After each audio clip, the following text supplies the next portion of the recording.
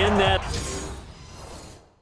lead, and you always say it, that can totally change the complexion of half number 2. Yeah, it changes your morale, changes your outlook, but even before that, let's see if they decide to kind of squib kick or what they're going to do on the kickoff, because you don't want to give up a big play right before the half ends. Good point. Extra point by Seibert, up and good, and the lead is up to 18 now.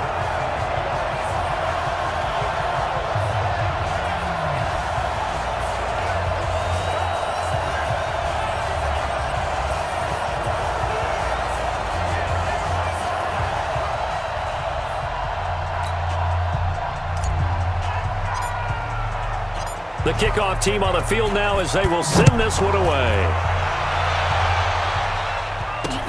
This will be fielded at the 6.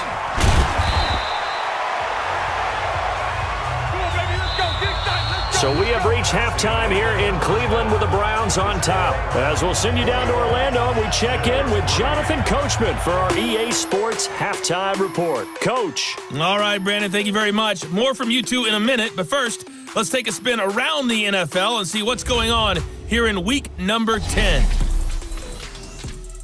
We'll get started up at Paul Brown Stadium in Cincinnati, and that one tied 3-3 in the second quarter. From there, we'll head down to the Big Easy. Check on the Saints at home at the Superdome. And at this point, they trail the visiting Atlanta Falcons.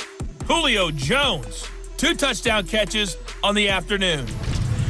Finally, let's get up to the place they call Titletown, Green Bay, Wisconsin, to see what's happening with the Packers. And they've got the lead in their ball game over the visiting Carolina Panthers. Aaron Rodgers with 2 touchdown passes.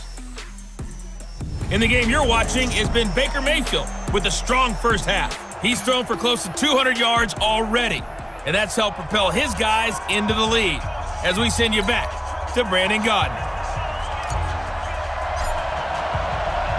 Both teams appear ready for the fight ahead, and we resume action here in quarter number 3.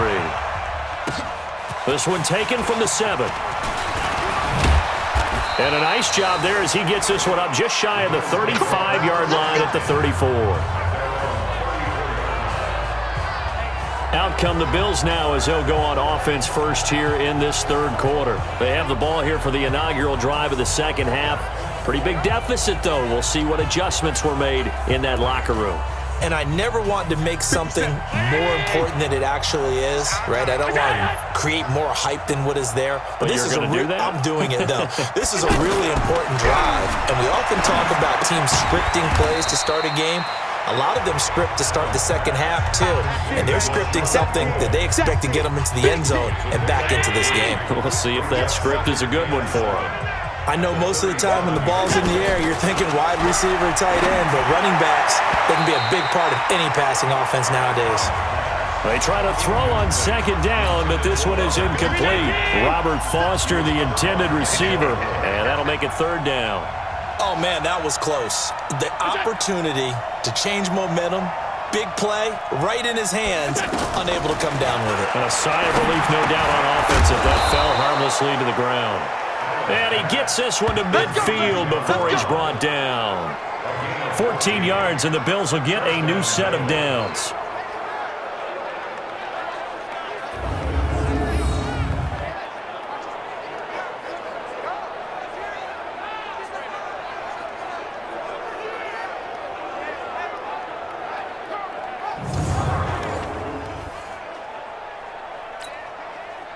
This quarterback now 10 of 17 throwing the ball. He's got a 1st and 10.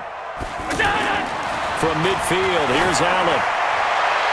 His throw incomplete.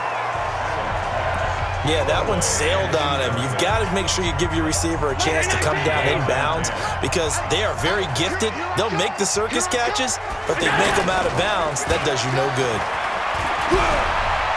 Allen hit. He lost the football. And this is picked up by the Browns. 20, 10, and he's into the end zone. It's a fumble return for Browns TD. And Charles, look at the big fella. What a rumble that was. Not only to scoop it, but then take it the rest of the way for the touchdown. And now you know they're going to have to hear about it from now on. The defensive backs, he's going to want to run with them, do their drills, the whole deal. He thinks he's the pace setter now. It doesn't matter what happens in practice this week, he's smiling.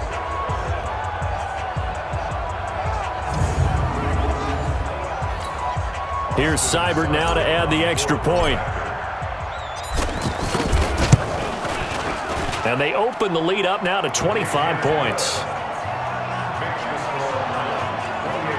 The scoop and score, always an exciting play in football, and we witnessed it there. Grabbing it off the ground and then rumbling it into the end zone for 6.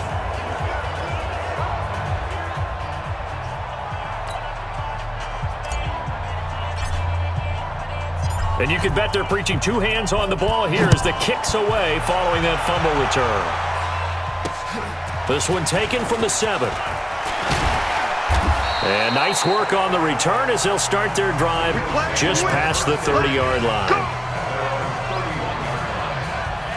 Here's the Buffalo offense now as they get set to take over here. They trail here by 24 points. Got to get going soon, you'd have to think, as they come up 1st and 10.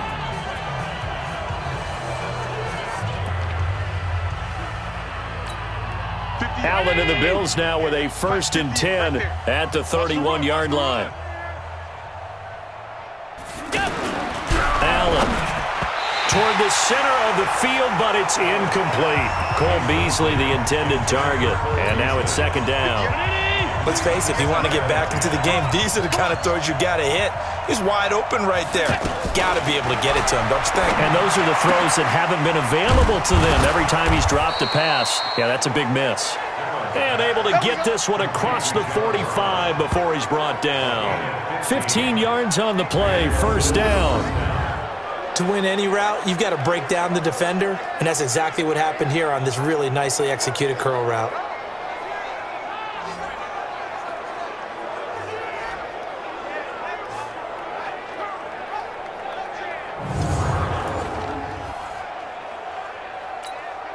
This quarterback now 6 for 6 since coming back out of the locker room. It's 1st and 10.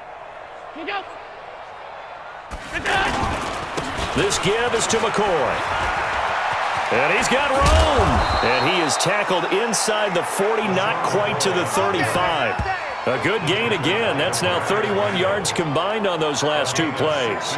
We often give credit to the O-line there. 2 tight end formation. Those tight ends block pretty well also. Yeah, and that's one of the most dynamic positions in football now. The tight ends who can block at the line of scrimmage at the point of attack, and they can also get downfield and catch the football.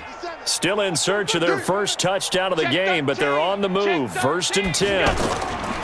Throwing now is Allen. And he's going to get this inside the 30. Back-to-back nice plays, 12 yards that time and a 1st down. So there on that play, offensively, they ran the crossing route. Defense was in zone coverage, so as a former DB, how tough is it to defend that? It's really difficult because your natural inclination is to chase the receiver and maybe leave your zone. So you have to have discipline in order to talk to your other coverage guys and let him know that that receiver's crossing from your zone to the next zone. He's coming your way. Make sure you have him. And then when the ball is actually thrown, secure the tackle. When they're moving on crossing routes, if you miss a tackle, it usually results in a big play. Hey, check. 180. Mike 57. Let's go, D. We'll go. We'll go. Operating from the red zone now. Allen is going to leave this for his running back. It's complete. And this play gets blown up. They'll lose yardage. Back at the 17. Well, they try to swing it on left into the flat. Complete, but really nice open field tackling. And they played that one like a great boxer. They were on their toes on that one. They weren't back on their heels reacting to the play. No, they saw it, came right for it, and made a nice tackle for lost yardage.